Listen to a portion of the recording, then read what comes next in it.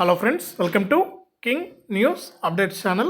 మన తెలంగాణ రాష్ట్ర వ్యాప్తంగా ఉన్న మహిళలకు మహాలక్ష్మి పథకంలో భాగంగా ప్రతి నెల కూడా 2,500 రూపాయలు ఇస్తామని సీఎం రేవంత్ రెడ్డి గారు అయితే ప్రకటించారు. ఇక ఈ 2,500 రూపాయలకు సంబంధించి కూడా మహిళలందరూ కూడా దరఖాస్తు చేసుకోవడం జరిగింది.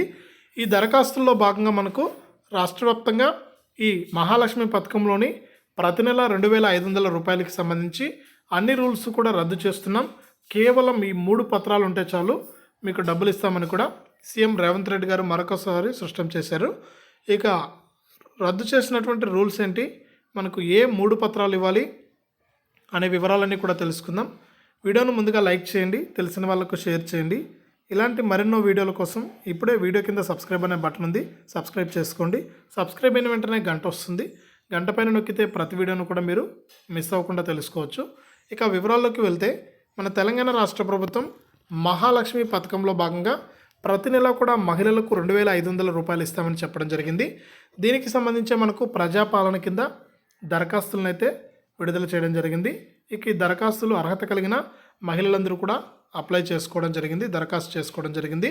ఇక ఇందులో భాగంగానే రాష్ట్ర వ్యాప్తంగా ఎవరైతే మనకు మహిళలు ఉంటారో వారందరికీ కూడా మనకు ప్రతి నెల కూడా 2,500 రూపాయలు ఇచ్చే విధంగా కూడా ఏర్పాట్లు అయితే జరిగాయన్నమాట. కాబట్టి మనకు గతంలో అయితే చాలా రూల్స్ అయితే ఉన్నాయి.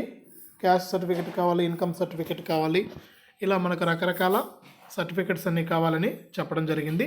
కానీ ఇప్పుడు అవన్నీ కూడా లేవండి, ఏమీ లేవు, అవన్నీ కూడా అవసరం కూడా లేదు. కేవలం 3 పత్రాలు, అంటే మీ యొక్క ration card, Aadhaar card, bank ఖాతా పుస్తకం, ఈ 3 ఉంటే చాలండి. మీరు అప్లై చేసుకునేటప్పుడు కేవలం మీ యొక్క ఆధార్ కార్డు అలాగే మీ యొక్క రేషన్ కార్డు నెంబర్ మాత్రం, అంటే రేషన్ కార్డు జిరాక్స్లను మాత్రమే తీసుకోవడం జరిగింది.